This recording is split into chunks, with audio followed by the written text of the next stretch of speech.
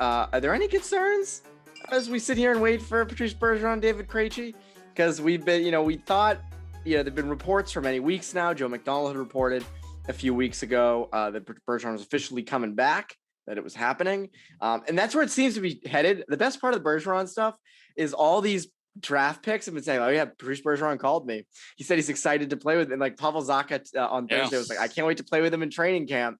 So seems like he's coming back. It's just like, when is this happening? And should people be concerned about Bergeron and Krejci, the news not being announced yet? Yeah, I don't think it's time to, hit the button, go to DEFCON 1, right?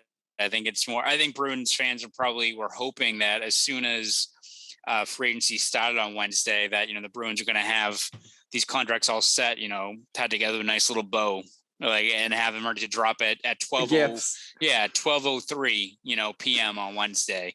Hasn't been the case. I don't know. I wouldn't put that as, I know for a lot of Bruins fans, your first instinct is just to immediately panic and be like, oh, they're far apart in contracts or in terms of money or what have you.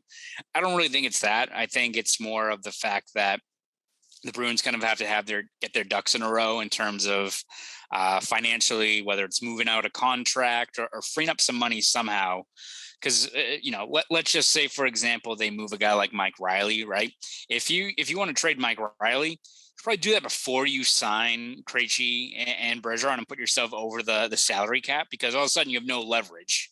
If you, are all of a sudden sitting at $86-87 million, and then you're like, all right, you guys want Mike Riley? A team that maybe even wants him. Let's say it's Arizona, Chicago, what have you. Vancouver. Yeah, Vancouver. Yeah, a guy that could actually use not a team that's kind of tanking like Chicago. But for them, what's the incentive when you know that the Bruins need to get under that cap limit? So I guess when also Don Sweeney and every single prospect has talked about like the inevitability of Bergeron coming back, kind of hurts your leverage a little bit. But I imagine the Bruins just want to take care of that part of it first, as opposed to adding more headaches further down the line when it comes to freeing up that cap space. So I wouldn't necessarily panic. Again, I think it would have been ideal if you didn't have to worry about that. Almost like how Tampa free agency starts and all of a sudden they lock up like, Cirelli, Sergachev, and Chernak right away.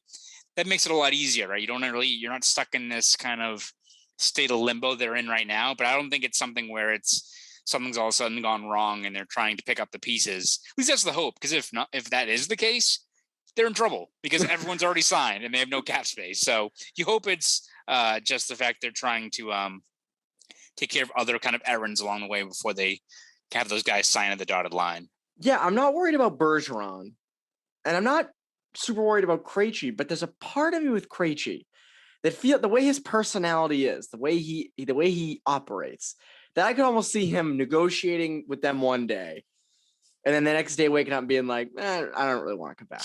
I don't know why I was doing all that. Too many checks. Really too many checks with Zacha now too, and Studnicka. Bruce Cassidy used to say this was a joke we were having in the press box on Thursday morning, but. I'm not worried about it. I wouldn't sound the alarm, but there's a part of me that's like, wouldn't shock me if that were the case, just given the way he is.